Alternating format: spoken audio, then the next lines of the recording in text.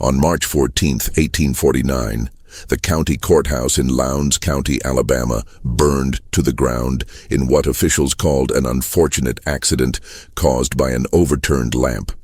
But among the ashes, investigators found something that didn't match the official story.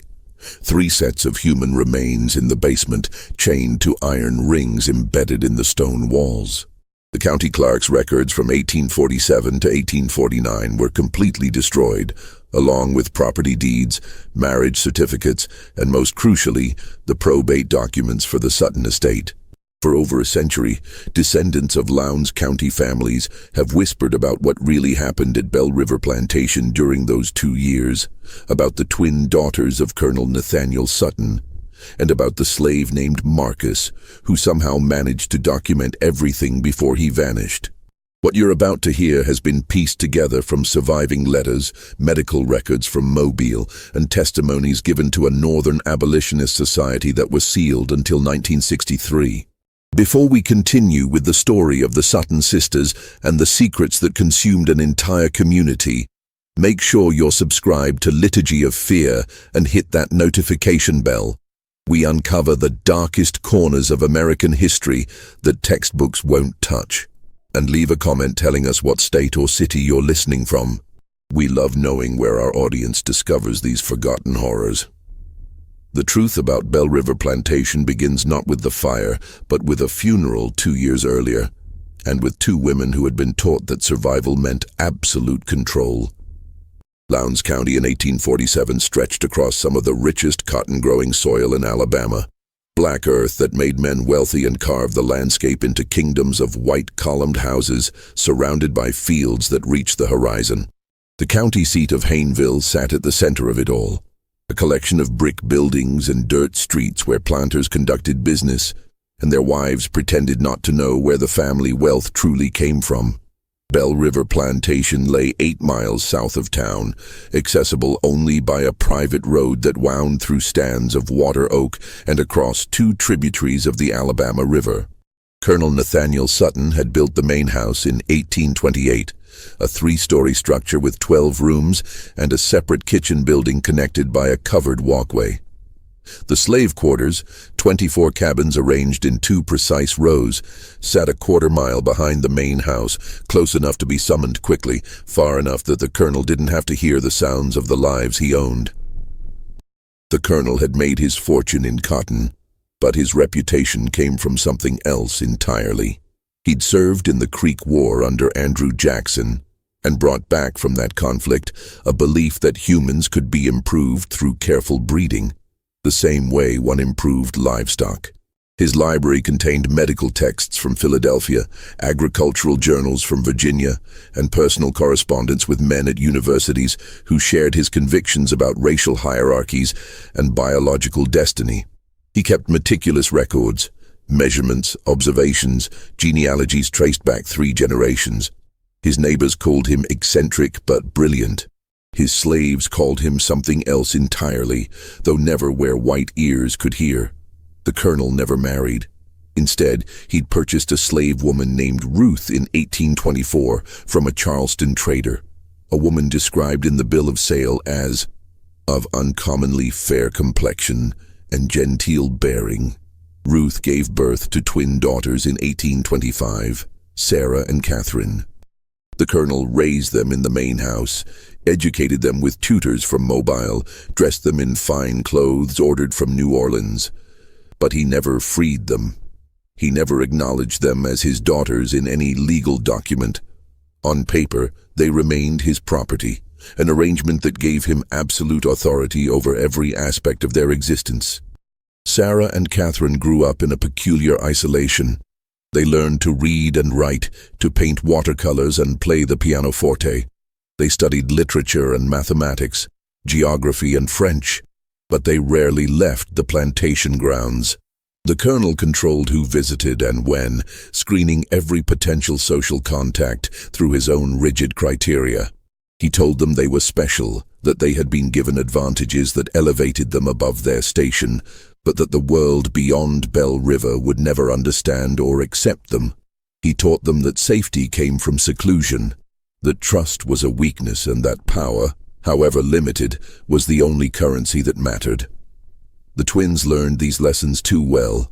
They developed their own language of glances and gestures, finishing each other's sentences, sometimes falling silent for days and communicating only through notes passed across the dinner table.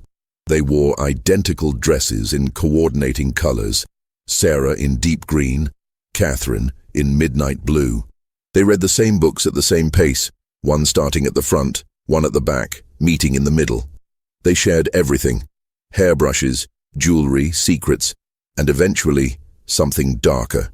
Their mother Ruth died in 1839, officially from pneumonia, though the slave quarters whispered about bruises on her arms and fear in her eyes during her final weeks.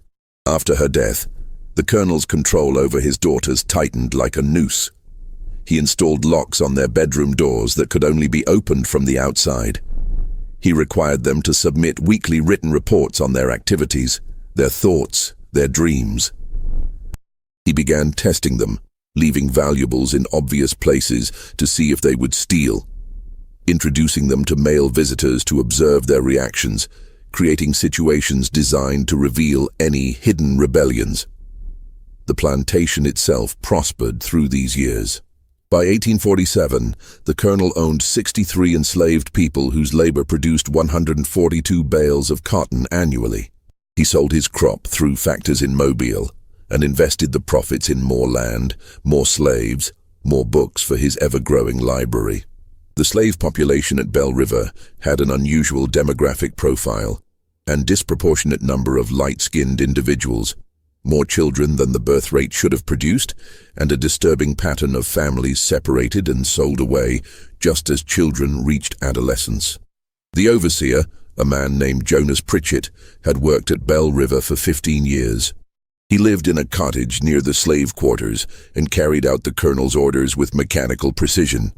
Pritchett kept his own records: punishment logs, work assignments, dietary restrictions for slaves the colonel had designated for his breeding program. These notebooks, written in Pritchett's cramped handwriting, documented atrocities with the casual tone of farming reports. Which women were forced into which cabins, which children were sired by which men, which pregnancies were terminated and by what methods. In the main house, Sarah and Catherine understood more than their father realized. They read his journals when he traveled to Mobile on business. They listened at doors and gathered fragments of conversations between Pritchett and the colonel. They knew what happened in the quarters after dark, knew which of the slaves were their half-siblings, knew that their father viewed human beings as experimental subjects in his personal laboratory of racial theory, and they learned to hate him with a cold, patient fury that would have terrified him if he'd recognized it. The morning of February 3rd, 1847 arrived with unseasonable warmth, temperatures climbing into the low 60s even before noon. Colonel Sutton had spent the previous evening in his study, working by lamplight on correspondence with a professor at the Medical College of South Carolina. The household staff noticed nothing unusual when he failed to appear for breakfast. He often worked through the night and slept late. It was Pritchett who found him at 10:30, slumped in his leather chair with papers scattered across his desk. The colonel's face had a greyish tinge, and when Pritchett touched his hand to wake him, the skin felt cold and waxy. "Doctor." Amos Grayfield arrived from Hayneville 2 hours later and pronounced Colonel Nathaniel Sutton dead, estimating the time of death as sometime between midnight and dawn. "Heart seizure," Dr. Grayfield declared, barely glancing at the body. Man was 56 years old, worked himself to exhaustion. I'd warned him about his choleric temperament and excessive mental strain. The heart gives out. Simple as that. But several details didn't align with this tidy diagnosis. The colonel's dinner tray, brought to the study at 8 o'clock the previous evening, sat on a side table with the food barely touched. A cup of coffee, long since gone cold, showed a peculiar residue at the bottom, a fine sediment that glittered faintly in the lamplight. The colonel's final letter, addressed to his attorney in Mobile, remained unfinished mid-sentence. I have made certain arrangements regarding the future of my daughters, which must be executed precisely as stipulated for their own protection and for the preservation of my life's work. Should any person attempt to—" The sentence ended there, the pen trailing off the page as if his hand had suddenly lost strength. Sarah and Catherine stood together in the hallway outside their father's study, wearing matching black mourning dresses that they'd somehow procured despite having no prior knowledge of his death. Their faces showed no tears, no evidence of shock or grief. They held hands, fingers interlaced, and watched the proceedings with identical expressions of watchful calm. "We should examine him more thoroughly," suggested Mr. Harold Breckenridge, a neighboring planter who'd arrived to pay his respects. "Nathaniel was in good health last month when I saw him at the courthouse. This seems rather sudden." The colonel worked himself into the grave. "Doctor," Grayfield snapped, irritated at having his professional judgment questioned. "I've seen it 100 times. The body simply gives out.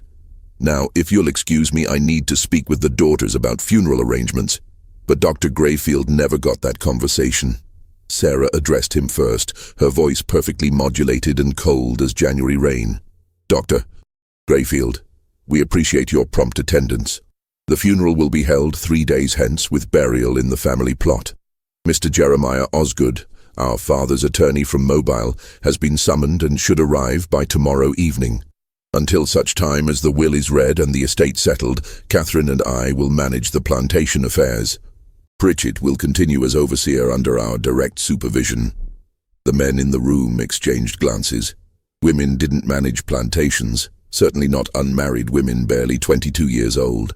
And there was something else, something they couldn't quite articulate, a sense that Sarah and Catherine had been waiting for this moment, that they'd rehearsed these words and knew exactly how events would unfold.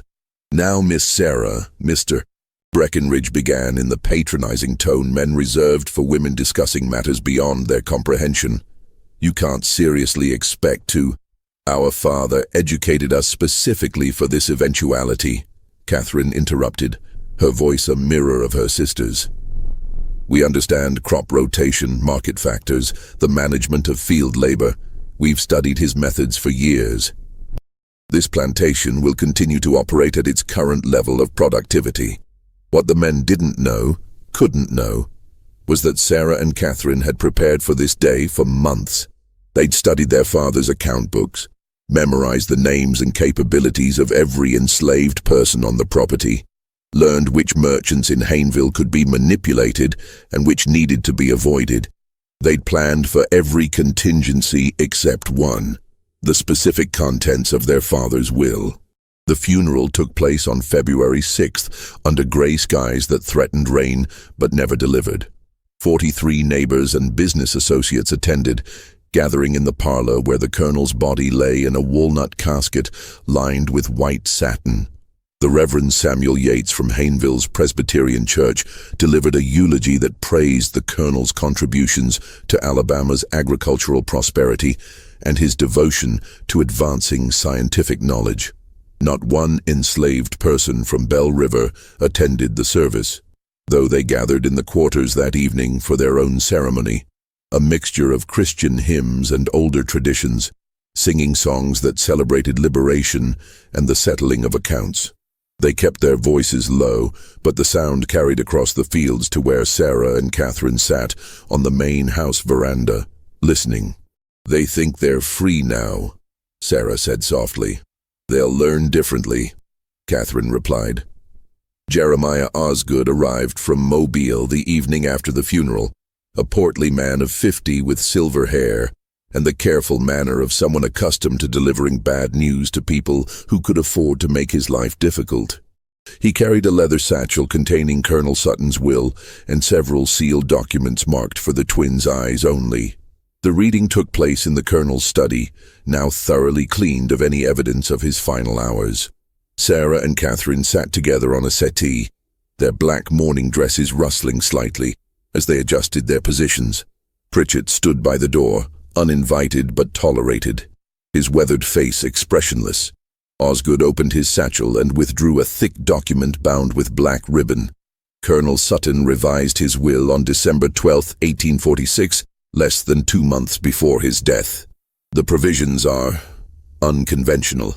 The document's opening paragraphs were standard: charitable bequests to the Presbyterian Church, personal items distributed to various acquaintances. Then Osgood reached the section concerning the plantation and its inhabitants.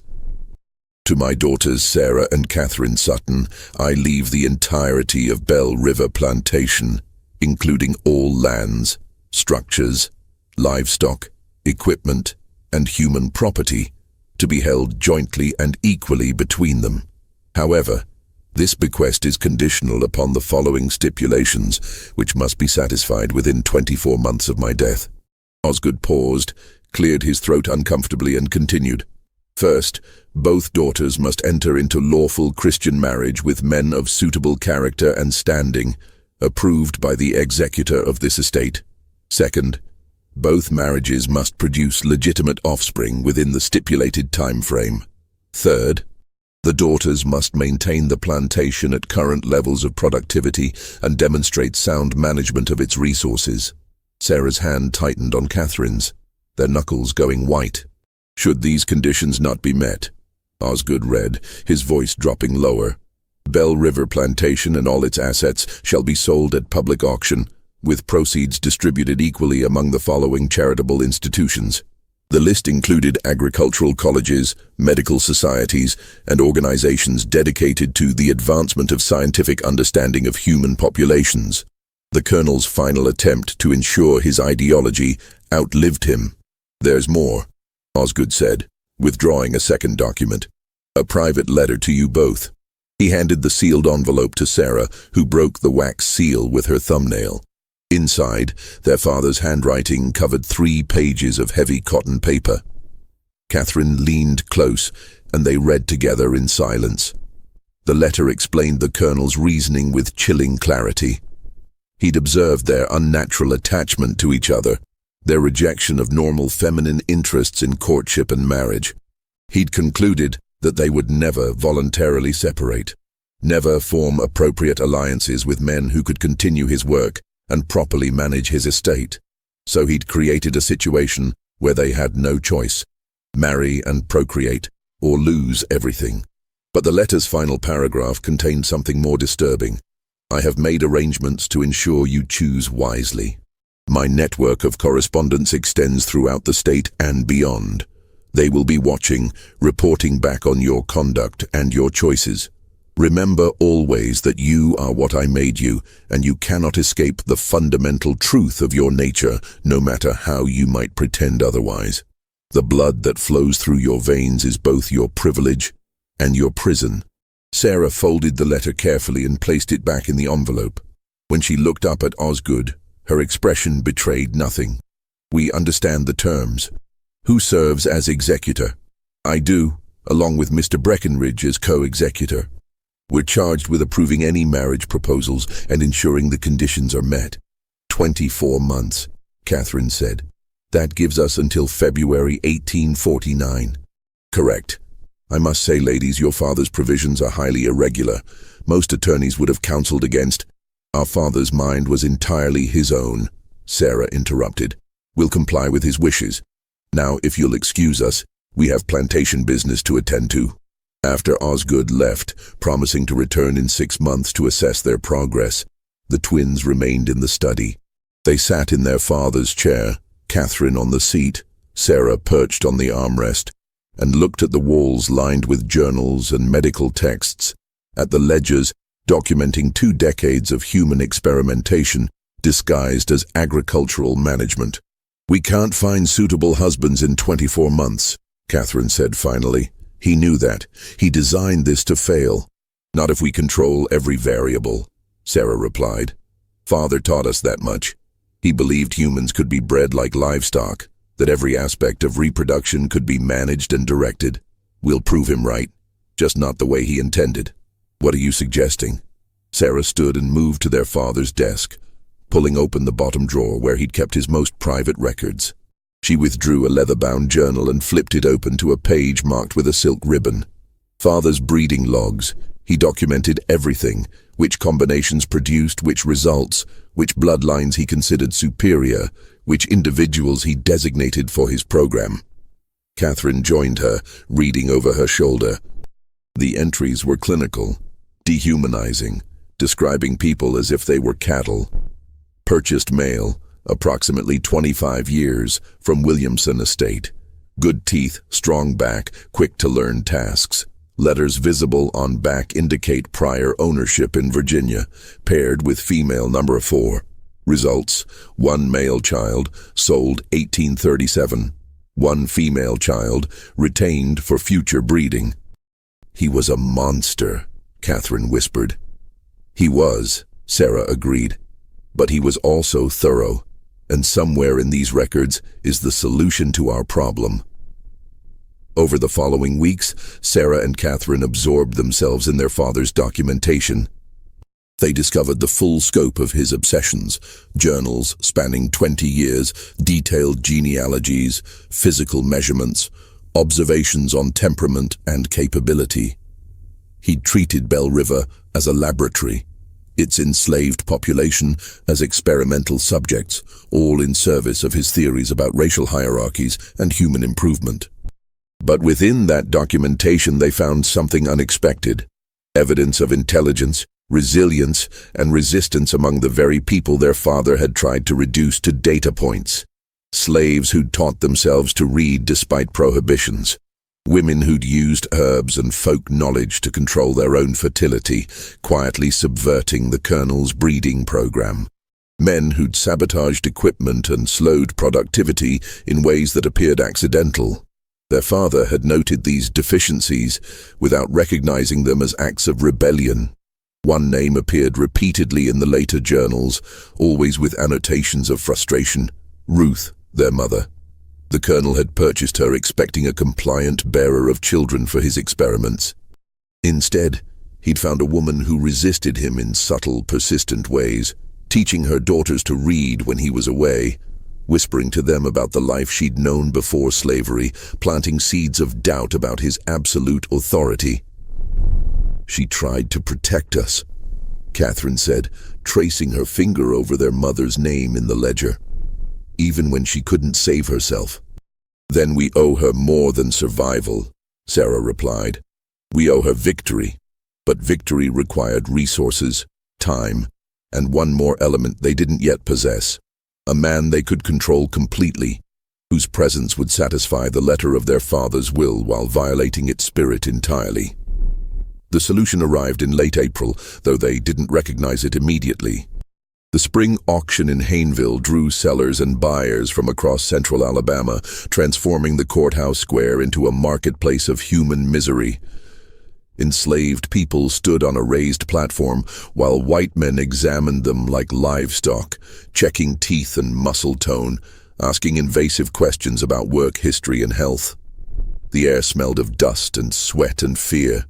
Sarah and Catherine attended with Pritchett, ostensibly to purchase additional field hands for the expanded acreage they planned to cultivate. They wore black veils, still in mourning, which gave them anonymity in the crowd and allowed them to observe without being observed too closely. The morning sales proceeded predictably. Field workers going to plantation owners, domestic slaves to town families, children torn from parents and sold to different buyers. Then, shortly before noon, something unusual appeared on the auction block. "Next lot," the auctioneer called. "Property of the Granville estate, recently deceased. One male, age approximately 28, name of Marcus. Got his letters, can figure, worked as a house servant and tutor to the Granville children. No history of rebellion, no attempts to run. Starting bid, $1,000. Marcus stood on the platform with straight posture and level gaze, neither defiant nor submissive. He wore clean but worn clothing, and his hands, the hands of someone who worked with ledgers rather than cotton, showed no calluses. His skin was several shades lighter than most of the people sold that morning, suggesting mixed ancestry. But what caught Sarah's attention was something else entirely: the way he scanned the crowd. Not with the defeated resignation she expected, but with calculation, as if he was evaluating potential buyers just as they evaluated him. "Educated slaves are risk," someone in the crowd called out. "Gets ideas above his station. Perfect for a household that needs bookkeeping done," the auctioneer countered. "How many of you can balance your own accounts? Here's a man who can do it for you. Now do I hear 1,000? The bidding opened slowly. Most planters didn't want an educated male slave. Too much potential for trouble, for reading abolitionist newspapers, for forging travel passes. But a few town merchants showed interest, seeing value in someone who could manage their stores or handle correspondence. Sarah leaned close to Pritchett. "Bid." "Miss Sarah, we don't need bid." Pritchett raised his hand. 1,000. 1,200, countered a merchant from Montgomery. 1,300, Pritchett called. The bidding climbed to 1,600 before the Montgomery merchant dropped out, shaking his head at the inflated price for a single male slave, educated or not. Sarah had paid more than market value, a fact that would fuel gossip in the weeks ahead. Marcus was delivered to Bell River 3 days later, walking the 8 miles from Hayneville with his few possessions in a cloth bag. Pritchett met him at the plantation entrance and led him directly to the main house, where Sarah and Catherine waited in the study. "You can read and write," Sarah said. It wasn't a question. "Yes, ma'am." Marcus's voice was educated, careful, revealing nothing of what he might be thinking. "You tutored the Granville children. What did you teach them?" "Reading, writing, arithmetic, some geography and history. Whatever their father requested." Catherine circled him slowly, appraising. "The Granvilles were known abolitionists, Quakers, I believe. They allowed their slaves to be educated?" For the first time, something flickered in Marcus's eyes. Wariness, perhaps, or recognition that this conversation was more complicated than it appeared. "Mr. Granville believed all people possessed souls and minds worthy of development, ma'am." "And you?" Sarah asked. "What do you believe?" "I believe I'm standing in front of 2 women who paid too much for me and who clearly have something specific in mind beyond field labor." The twins exchanged glances. Their father had taught them to view enslaved people as objects, incapable of analysis or autonomous thought. Marcus had just demonstrated both within 30 seconds. "We have an unusual situation," Sarah said carefully. "Our father died recently, leaving conditions on our inheritance that require creative solutions. We need someone educated, discreet, and capable of understanding complex arrangements." "What kind of arrangements?" "The kind that must remain private within this household," Catherine replied. "You'll live in the main house, not the quarters. You'll have access to our father's library. You'll be treated well, fed properly, given freedoms that would be extraordinary elsewhere. But in exchange, you'll do exactly what we say, when we say it, without question or hesitation." Marcus was silent for a long moment. When he spoke, his voice was very quiet. "And if I refuse these unnamed terms, then you'll be sold south," Sarah said flatly. "To cotton plantations in Mississippi where educated slaves are worked to death in the fields to break them of any intellectual pretensions. I can have you on a boat within a week." It wasn't an empty threat, and Marcus clearly knew it. "What do you want from me?" "That depends," Catherine said. "Can you keep secrets, even ones that could be used as weapons?" "I've kept secrets my entire life, ma'am. Had to survive." Sarah walked to the window, looking out across the plantation grounds. "Our father's will requires us to marry within 24 months or lose everything. But we have no intention of submitting to marriages arranged by men who view us as property to be managed. So we're going to subvert the terms while technically fulfilling them." "I don't understand." "You will," Catherine said. "But first we need to know if you can be trusted, completely and absolutely." Over the following days, Sarah and Catherine tested Marcus in ways both subtle and overt. They gave him access to their father's library and watched what he read.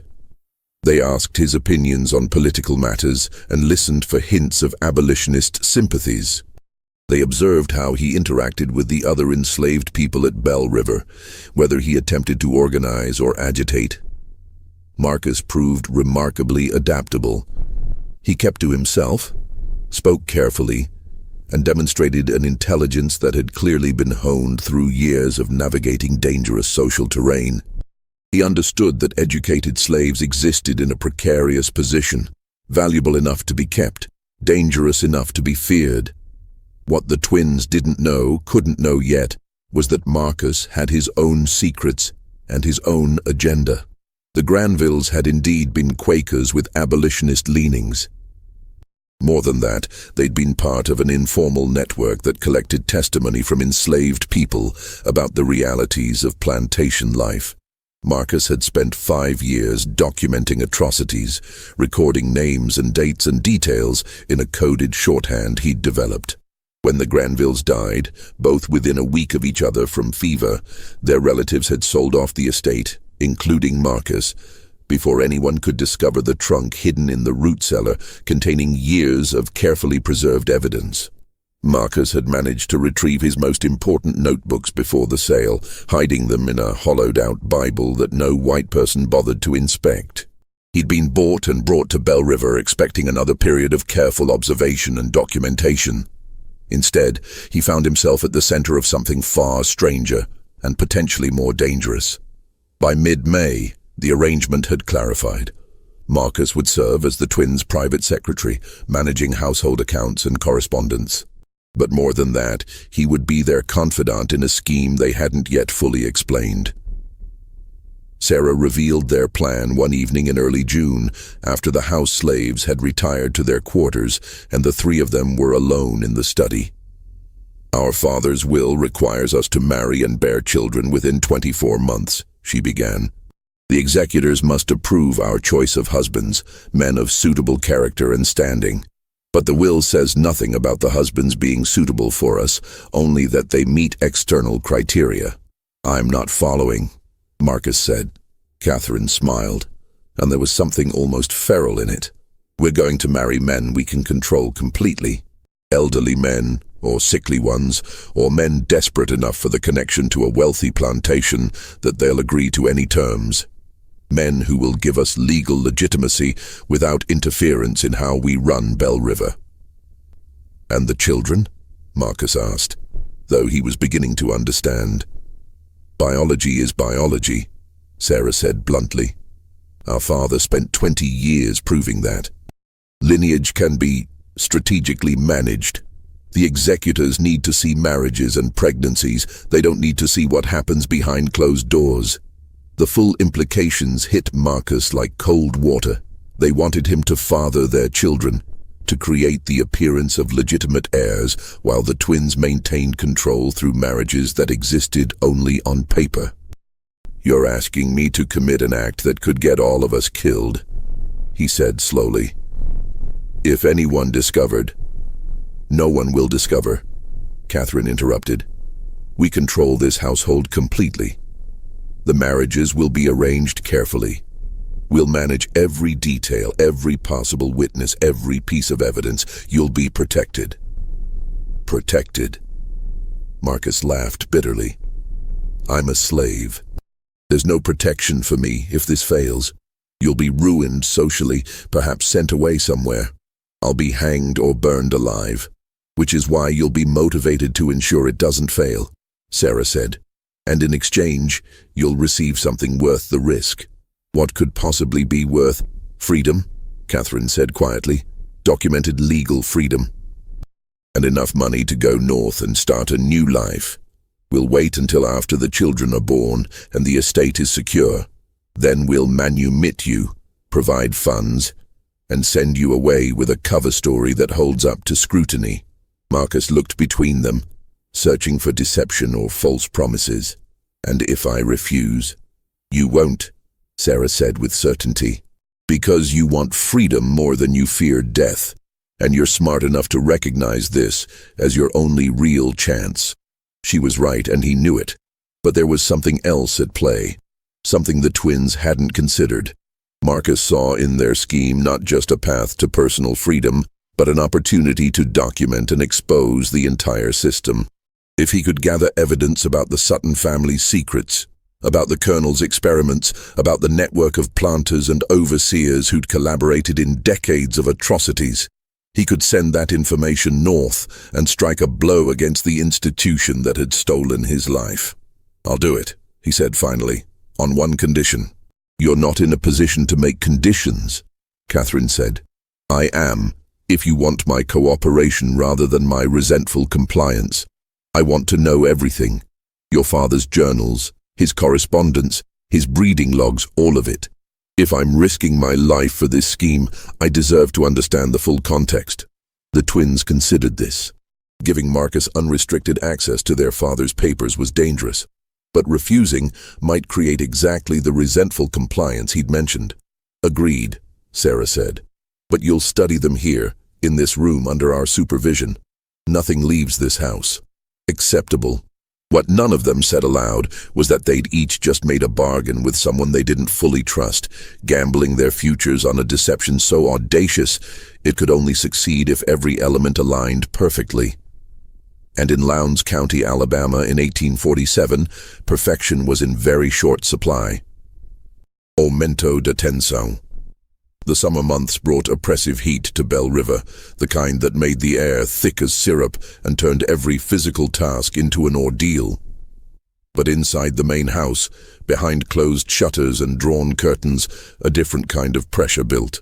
Sarah and Catherine began their search for suitable husbands with the cold calculation their father had taught them. They needed men who met the executor's criteria for character and standing, while being vulnerable enough to manipulate. They compiled a list from Osgood's suggestions and their own observations of Lowndes County society. The first candidate was Mr. Edmund Varley, a 68-year-old widower whose cotton operation had struggled since his sons moved west to seek opportunities in Texas. Varley had been a friend of the Colonel's and expressed immediate interest when approached about a potential match with one of the twins. "A beautiful opportunity," he declared during his first visit to Belle River in July, his watery eyes roaming over Catherine with an expression that made her skin crawl. "Union of two fine properties, continuation of your father's legacy. I'd be honored to guide you through the complexities of plantation management." Catherine smiled and said nothing. After Varley left, she scrubbed her hands raw in the wash basin as if she could remove the memory of his palm on her arm during the tour of the grounds. "He'll do," Sarah said clinically.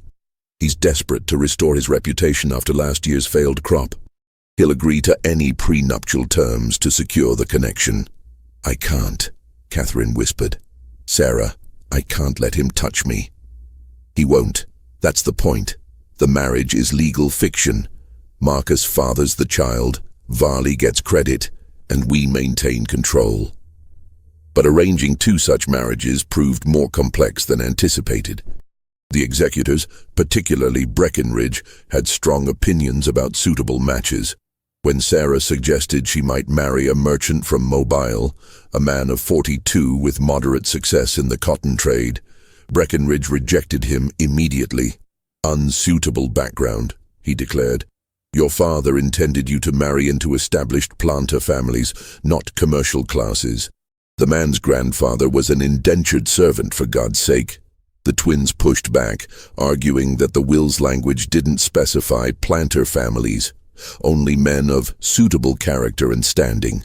But Breckinridge held firm, threatening to petition the courts to clarify the will's intent if they continued pushing inappropriate candidates. "He's trying to force us into marriages that benefit him," Sarah fumed after one particularly contentious meeting. "He has sons, you realize. He's probably angling to marry one of us off to his own family." While the marriage negotiations dragged on, Marcus immersed himself in Colonel Sutton's papers. What he found there exceeded his worst expectations. The Colonel's breeding program had operated for 2 decades with systematic brutality. He'd forced specific pairings, sold away children who didn't meet his criteria, and separated families with no consideration for human bonds. He documented everything in clinical language that dehumanized people into data points. Female number 7 shows resistance to breeding assignments. Recommend increased discipline and isolation to induce compliance.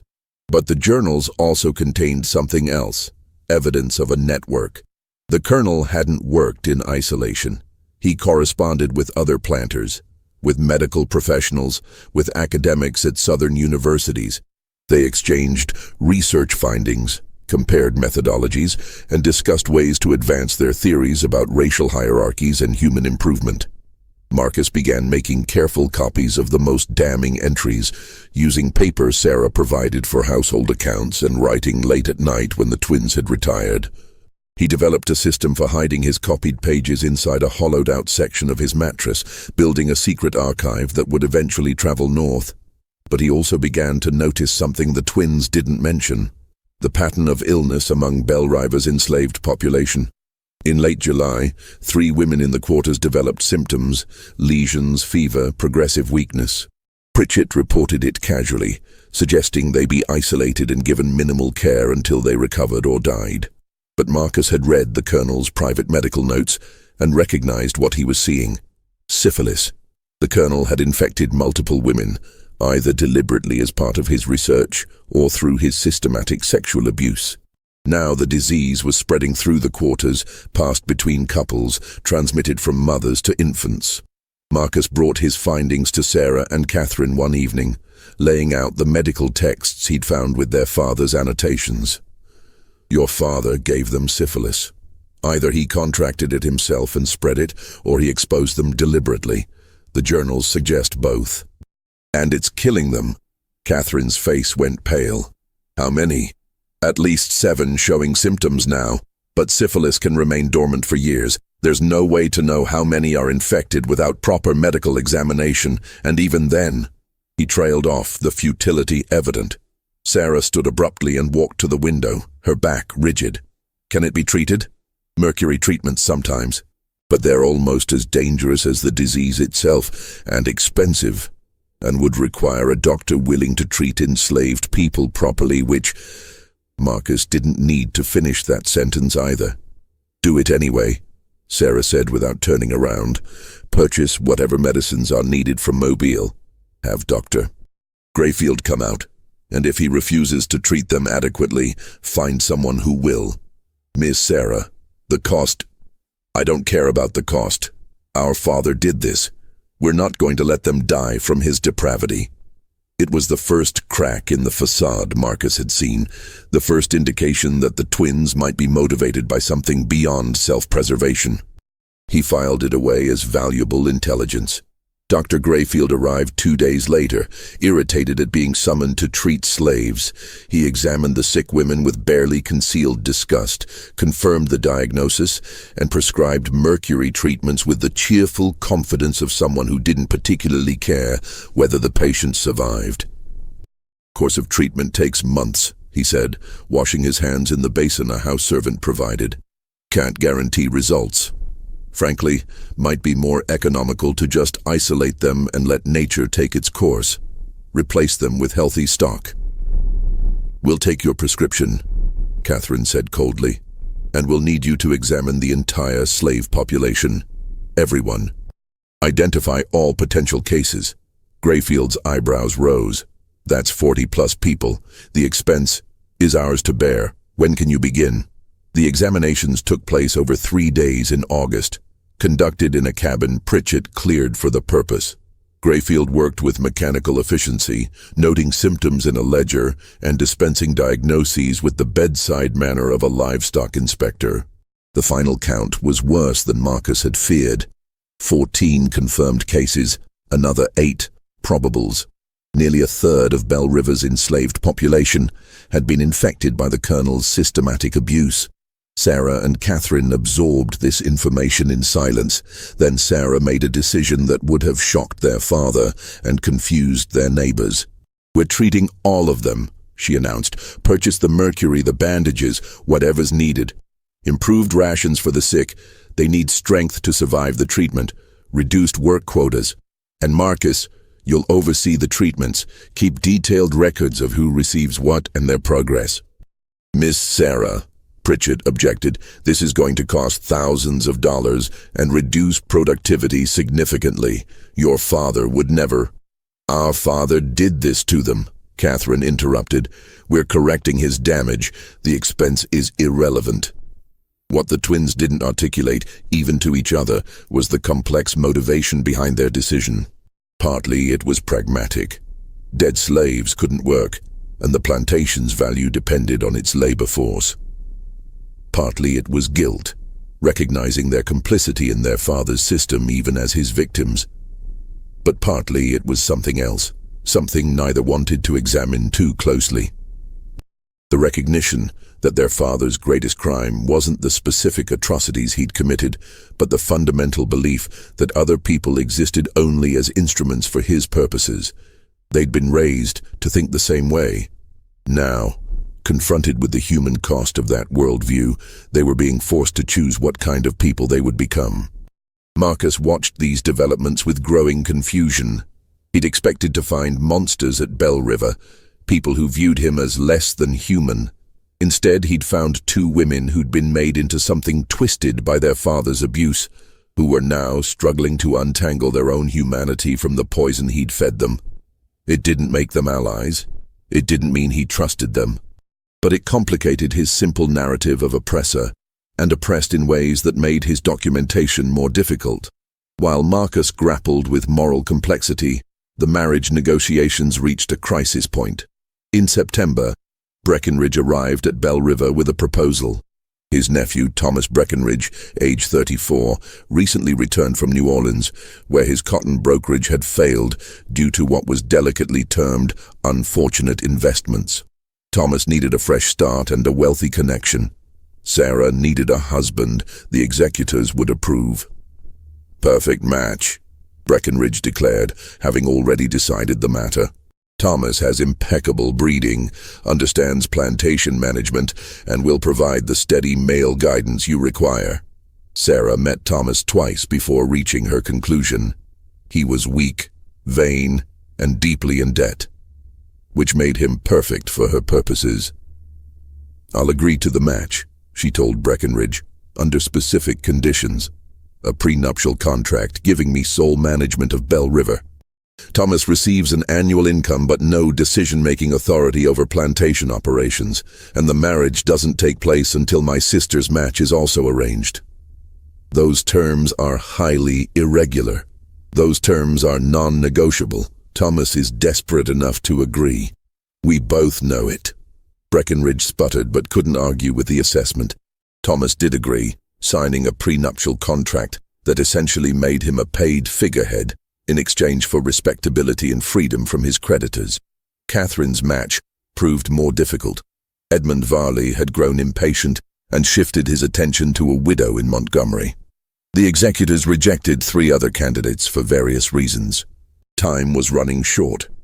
They had until February 1849, and it was already October 1847. Then Catherine made a suggestion that changed everything. "What if I don't marry at all?" Sarah looked up from the ledgers they'd been reviewing. "The will requires both of us. The will requires both of us to marry within 24 months. It says nothing about remaining married. I could marry, become pregnant, and then accidents happen, especially to sickly husbands." The room fell silent. Marcus, sitting at the desk where he'd been copying correspondence, felt ice water run down his spine. "You're suggesting murder," he said quietly.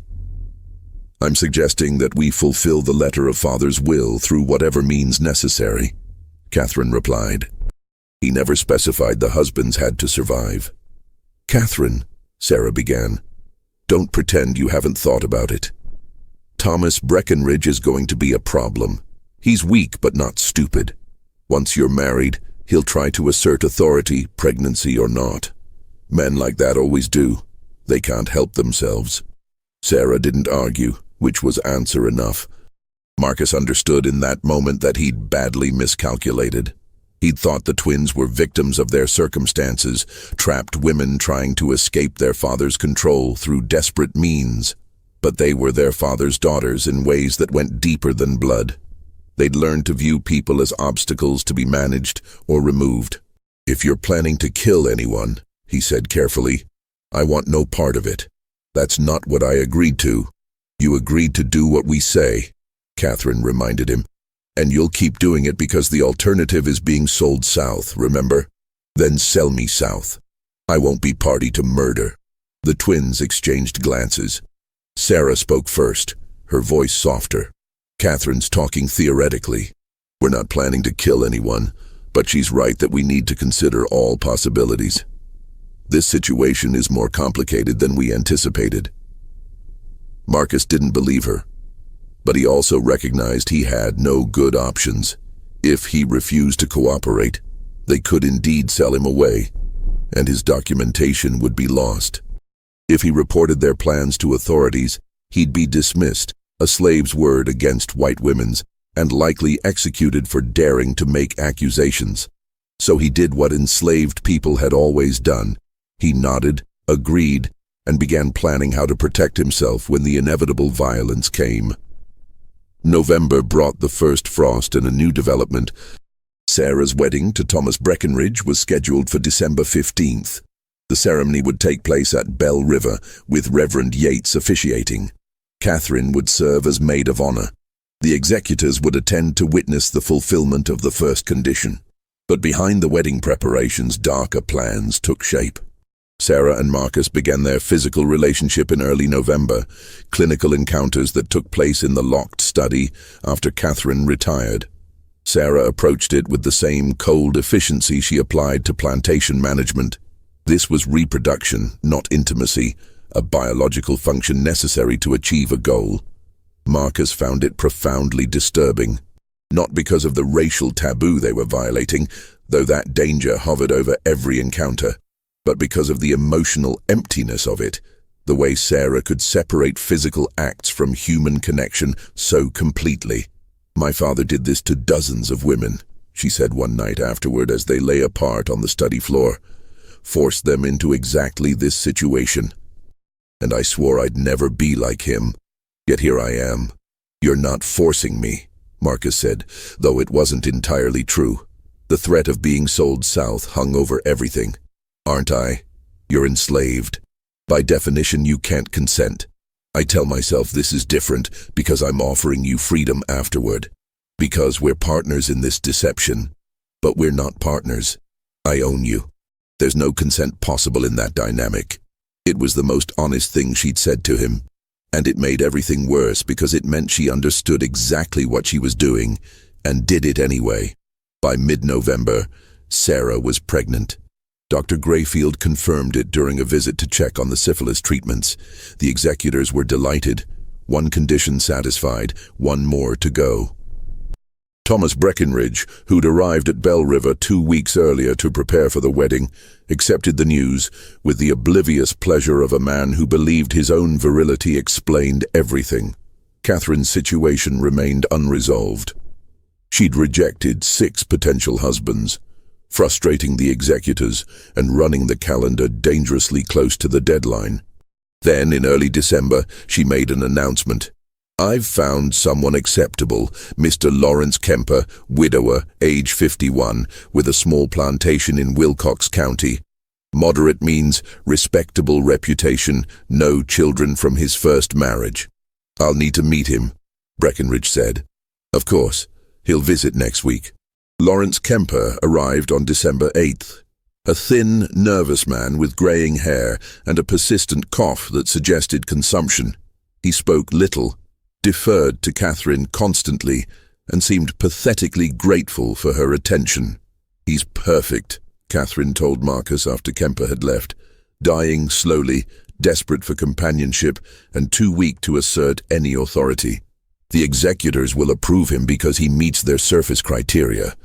And he'll be dead within a year, leaving me a widow free to do as I please.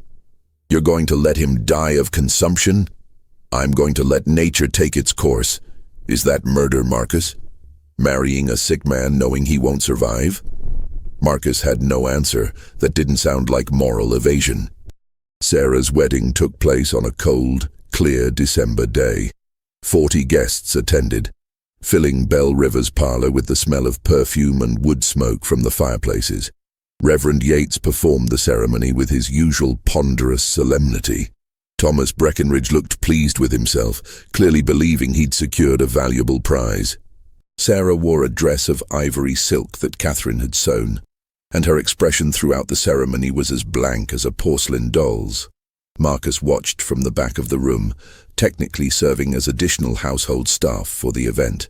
He saw Sarah speak her vows without hesitation, saw her accept Thomas's kiss with perfect composure, saw her smile and accept congratulations from guests who had no idea what kind of performance they were witnessing.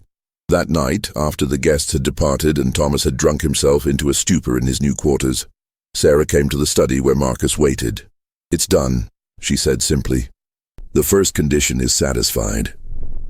"And Thomas?" "Will do as he's told. I made that very clear during our wedding night conversation. He gets a comfortable life, an annual income, and the appearance of authority. In exchange, he stays out of my way and doesn't ask questions about how this plantation operates." He agreed to that. He agreed to avoid being exposed as a fraud who embezzled from his business partners in New Orleans. "I purchased his cooperation with threats, Marcus, the same way I purchased yours. I'm my father's daughter, remember?" The bitterness in her voice was new, and Marcus recognized it as dangerous. Sarah was beginning to hate herself for what she was becoming, which meant she might do something unpredictable to prove she was different from her father, or something terrible to prove she didn't care.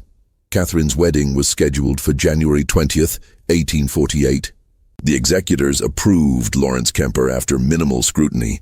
His background checked out, his property holdings were legitimate, and his desperate eagerness to remarry blinded them to any potential issues. But in the weeks between the two weddings, something shifted at Belle River. The house staff began whispering about arguments between the twins, raised voices behind closed doors. Pritchett reported that both women seemed distracted, making decisions about plantation management and then countermanding them hours later.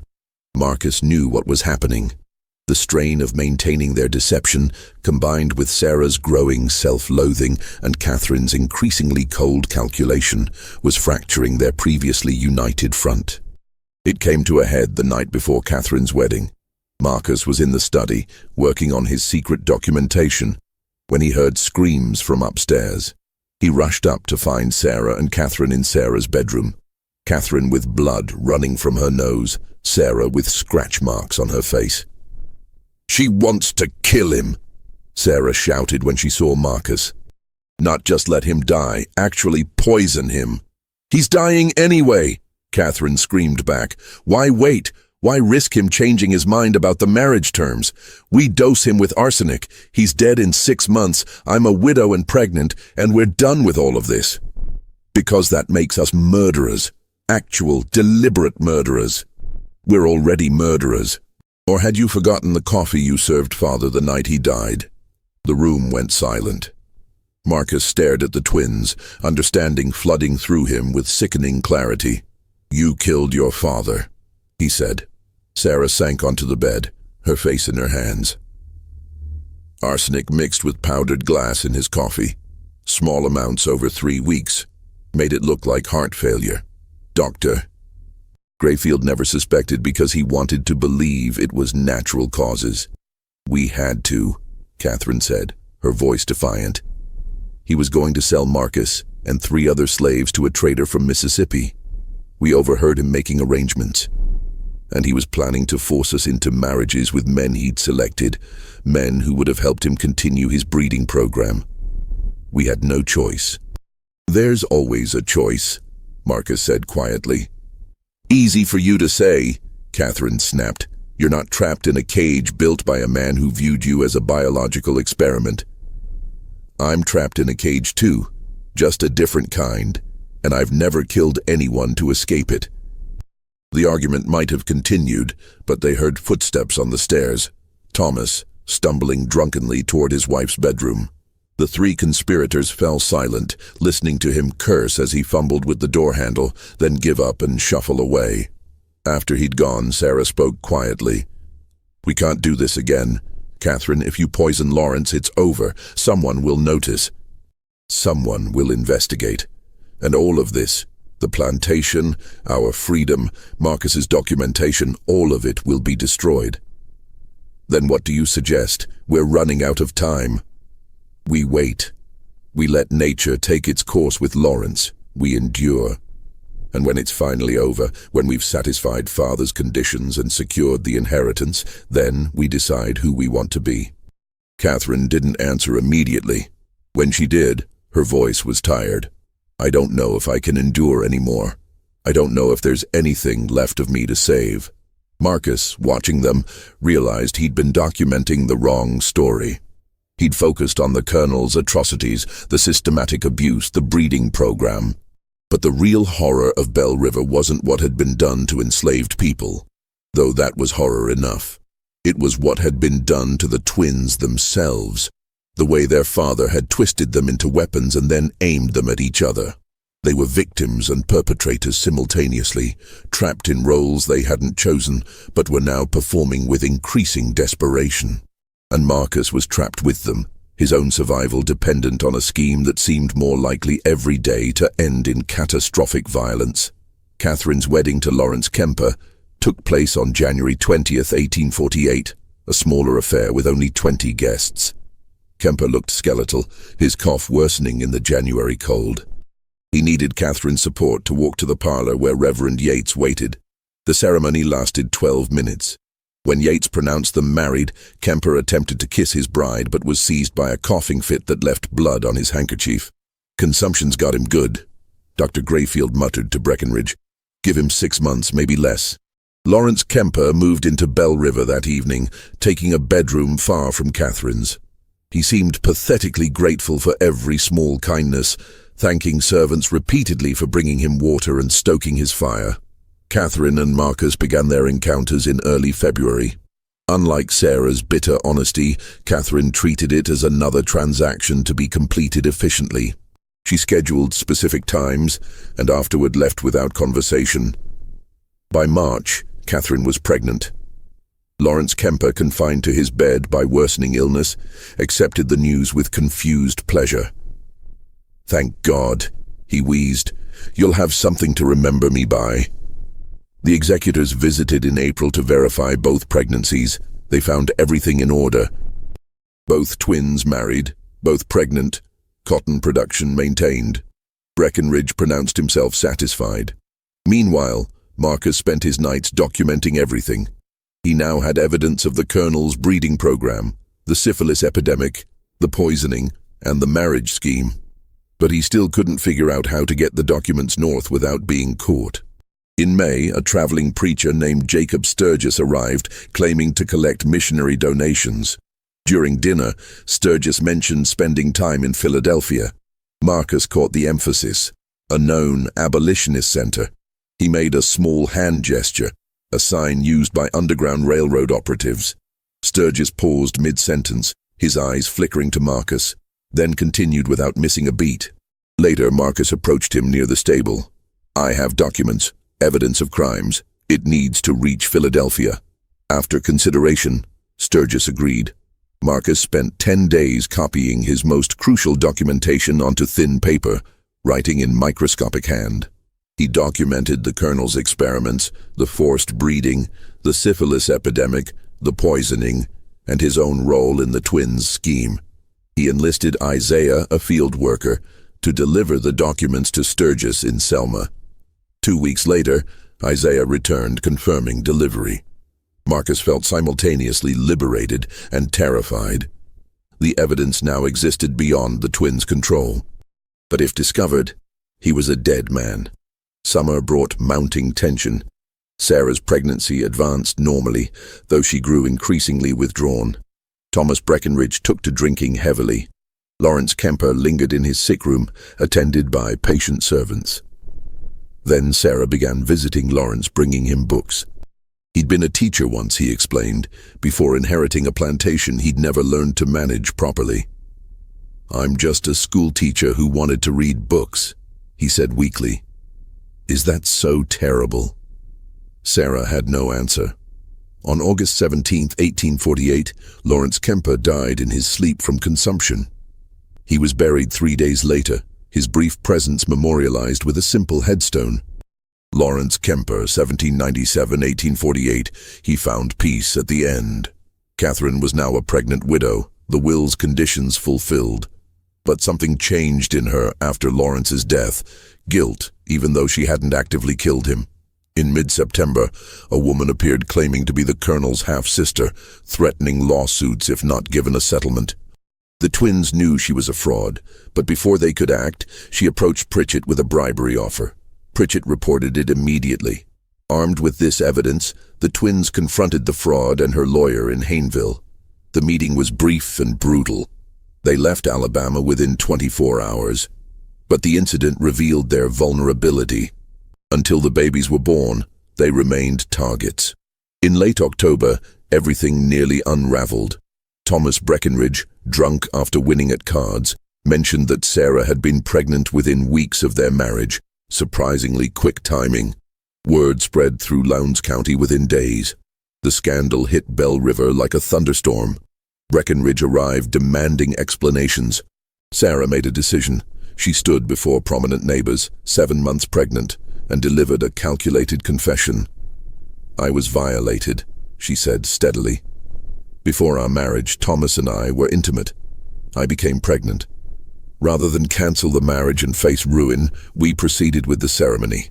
It was wrong, it was sinful, but it doesn't invalidate our father's will." The men exchanged uncomfortable glances. Premarital intimacy was scandalous but not unprecedented. Sarah's frank admission made the story believable, a lie that protected the greater deception underneath. "What about your sister?" Breckinridge asked. "Catherine's situation is entirely proper." Breckinridge studied her carefully but had no evidence to disprove her story. "This matter is closed," he declared finally. "The will's conditions have been met." After everyone left, Sarah collapsed in the parlor, her composure finally breaking. Sarah went into labor on November 14, 1848. The labor lasted 18 hours. At dawn on November 15th, a baby's cry pierced the morning silence. "A girl," the midwife announced. "Small but healthy." Sarah lay exhausted against the pillows, her daughter wrapped in blankets beside her. The baby had dark hair and ambiguous features, useful in a house built on lies. "She's free," Sarah whispered. "That's all that matters." Catherine delivered on December 7th after 12 difficult hours, the umbilical cord wrapped around the baby's neck. The midwife worked with calm efficiency until a weak cry confirmed survival. "Another girl," she said. "She's a fighter."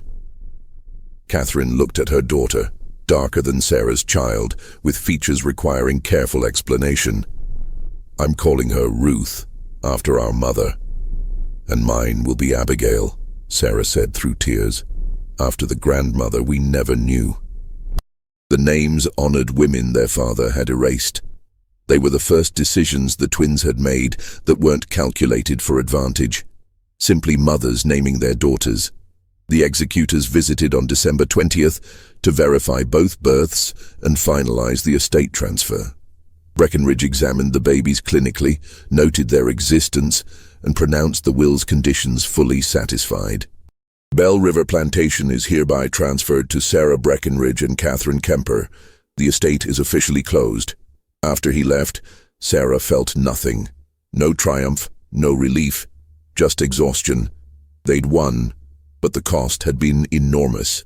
Marcus entered carrying Abigail. "She wants her mother." As Sarah took her daughter, she made a decision. "We're keeping our promise. Your manumission papers will be filed next week. Funds sufficient to reach Philadelphia and establish yourself there." Marcus had been expecting delays. The directness caught him off guard. Just like that. "We made an agreement. I'm honoring it." "And the documents I sent north?" Sarah's eyes narrowed. "I know about those. Pritchett intercepts all correspondence. I know what was in them. Everything about Father's programs, the poisoning, our arrangement. Then why didn't you? Because you were right to document it. Someone needs to tell the truth. Maybe your testimony will reach people who can change things." Catherine appeared with Ruth. "We're not stopping you, but we're asking for 6 months. Stay until June, help stabilize operations. Then leave with our blessing and enough money to start fresh. It was masterful manipulation, but also honest. 6 months, he agreed. The winter passed in relative peace.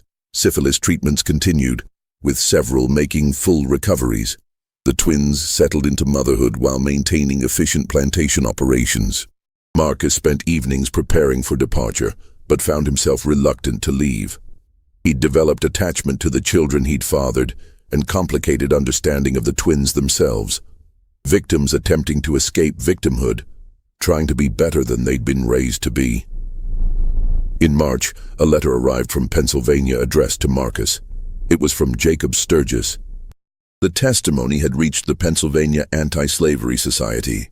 They were compiling it for a report on Alabama plantations. Father's legacy will be exposure and condemnation, Sarah said quietly.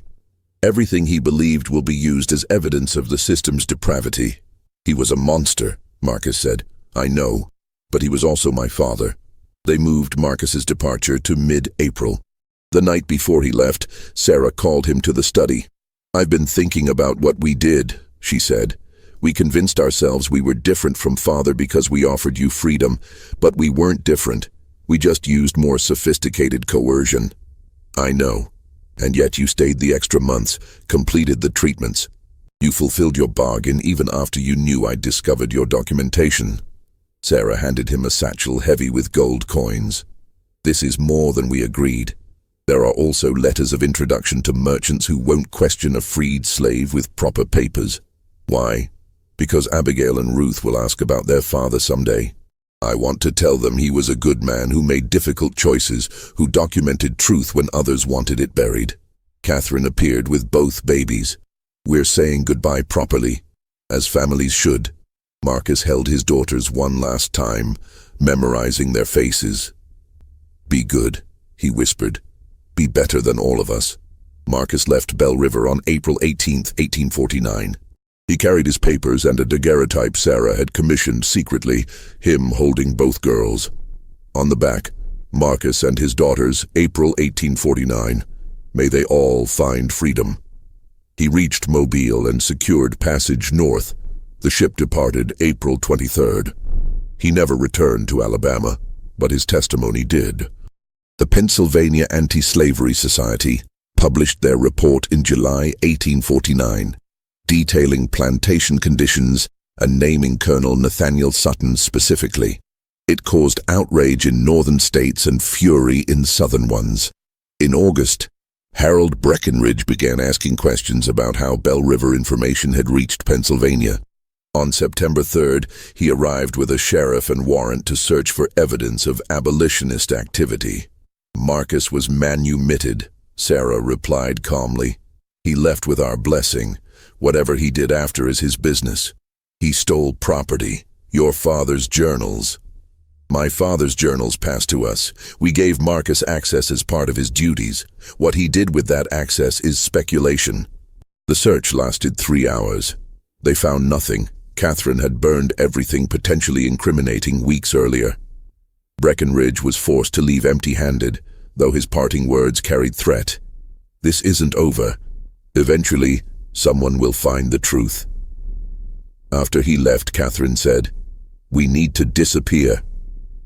It took 6 weeks. They sold Belle River for immediate cash, manumitted several key people with funds to establish themselves, and sold the remaining population to a Quaker merchant who'd promised transport to free states. Thomas received his property and cash settlement for agreeing never to contest the sale. On October 14, 1849, Sarah and Catherine boarded a ship in Mobile bound for New Orleans, traveling as widows with infant daughters. But before leaving Alabama, they made one final stop. On October 15th, a fire started in the Hayneville courthouse basement. The building burned for 6 hours, collapsing before dawn. 3 bodies were found, identified as vagrants seeking shelter, though no one looked carefully at why they'd been chained in the basement. The investigation concluded an overturned lamp caused the accidental fire. Most county records from 1847-1849 were destroyed. Anyone trying to trace Belle River's history would find only fragments and gaps. Sarah and Catherine reached Wisconsin in December 1849.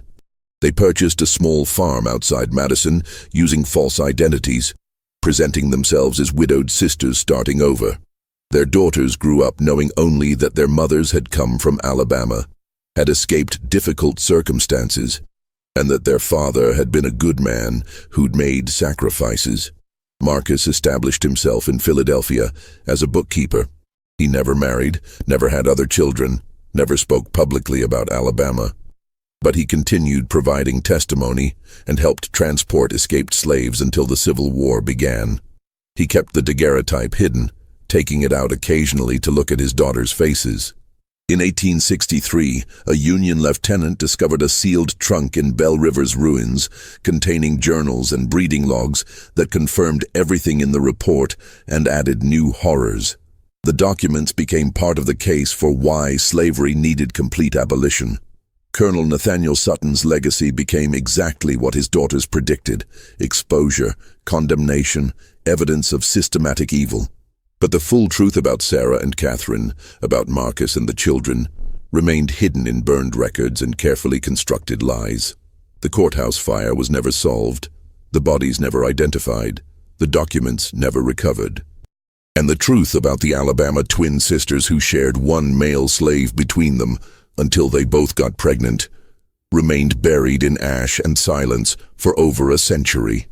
Some historians claim the story is fabricated, that no records exist to support the alleged events.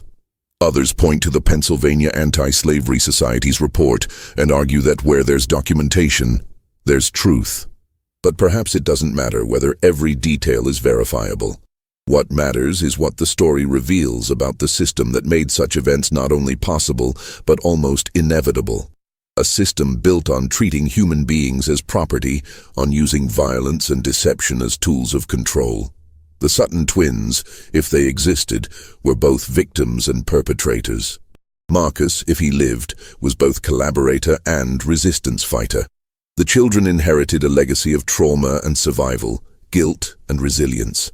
And the rest of us inherit the responsibility to remember, to examine, and to ensure that the conditions that created such horrors never exist again. What do you think of this story? Do you believe everything was revealed, or are there still secrets buried in those burned records? Leave your comment below with your thoughts on what really happened at Belle River Plantation. If you enjoyed this tale and want more dark mysteries from forgotten American history, subscribe to Liturgy of Fear, hit that notification bell, and share this video with someone who appreciates the disturbing truths hidden in our past. The next story might be even more unsettling than this one. Until then, remember that history's darkest chapters are often the ones people tried hardest to erase.